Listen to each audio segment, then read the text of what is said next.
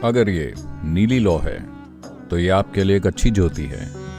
ये एक एथरिक या आकाशिक घेरा बनाएगी जो बहुत महत्वपूर्ण है आपके बोध के लिए। अगर आप अपने घर में 50 से 100 दिए जलाते हैं और बस वहां बैठते हैं तो आप में एक बदलाव आएगा, बड़ा बदलाव।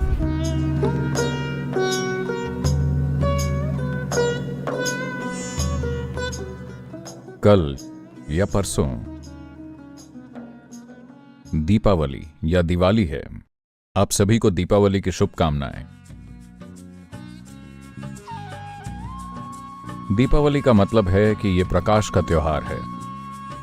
इस दिन पूरे भारत में लाखों करोड़ों तेल के दिए जलाए जाते हैं।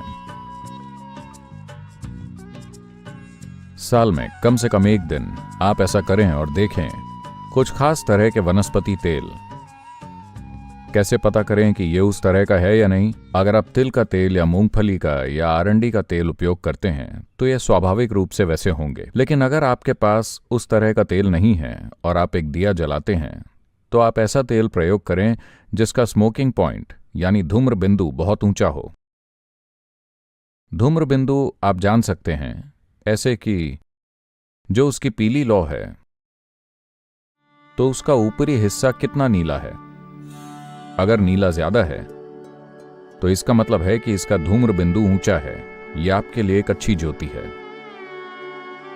अगर आप इसे जलाते हैं, मैं इस पर जोर दे रहा हूं क्योंकि यह जानवरों के फैट वाले तेल और दूसरी चीजों के साथ नहीं होगा जो आप यूज करते हैं, क्योंकि यह मुख्यतः केवल पीली लौ होगी।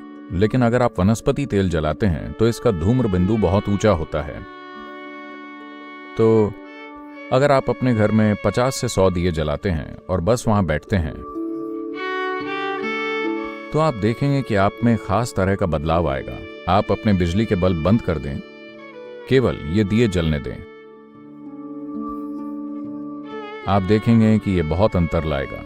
ऐसा है कि सर्दी की शुरुआत से पहले आपको थोड़ी सी आग की जरूरत होती है, वरना विकासवादी याददाश्त आपको नीचे लाने का प्रयास करती है।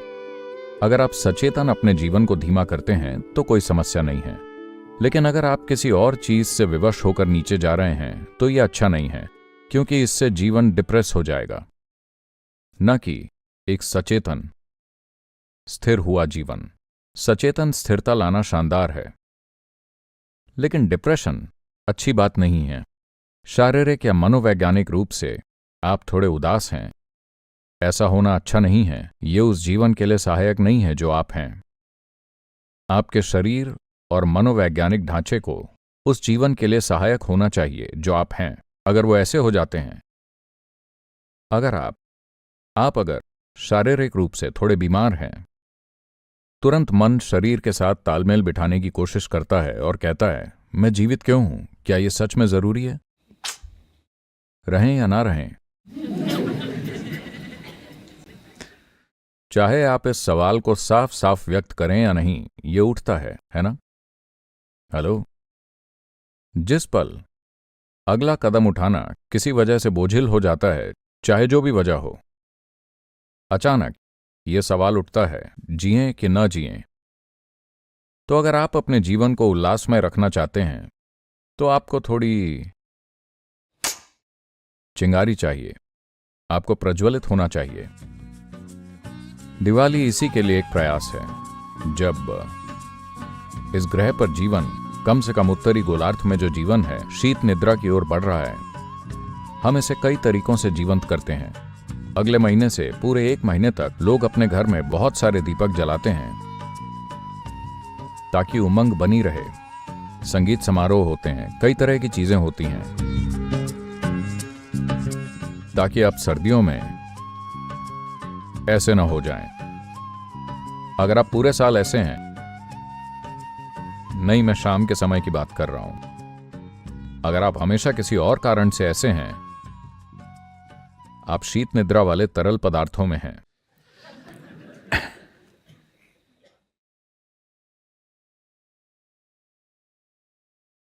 जब आप एक बहुत ही ऊंचे धूम्र बिंदु वाली ज्योति जलाते हैं, मान लीजिए एक दिए की लौ, जो लगभग 3/4 इंच लंबी होती है, अगर उसमें से 1/3 भाग नीली लौ है तो वो कम से कम 2.5 से 3 इंच के व्यास का एक आकाशीय या एथेरिक घेरा बनाएगी, जो बहुत महत्वपूर्ण है किसी व्यक्ति के बोध के लिए। नहीं तो खाना, सोना, प्रजनन, ये वो, रोज का संघर्ष, ये सब केवल 4 तत्व हैं। 5वां तत्व कभी आता ही नहीं। अगर आप अपने बोध को बढ़ाना चाहते हैं तो आकाश बहुत महत्वपूर्ण है। तो खासकर जब भौतिक जीवन धीमा होने लगता है तो आप इसे अपने जीवन के बोध को बढ़ाने के लिए एक आधार के रूप में उपयोग करना चाहते हैं। इसीलिए दीपावली। इसलिए आप सभी, इससे कोई फर्क नहीं पड़ता कि आप किस धर्म संस्कृति से जुड़े हैं, क्योंकि ये धार्मिक उत्सव नहीं है। हालांकि दुर्भाग्य से आजकल कंपटीशन के कारण ऐसा हो गया है, वरना ये सभी के द्वारा मनाया जाता था। Otherwise, this was celebrated by everybody because everybody understood. क्योंकि सभी समझते थे कि इसका संबंध हमारी भौगोलिक स्थिति से है, हम इस ग्रह पर कहाँ हैं और इस दौरान पृथ्वी के साथ क्या हो रहा है। इसका हमारे कैलेंडर और हमारे सौर मंडल से संबंध है, हमारी मान्यताओं से नहीं।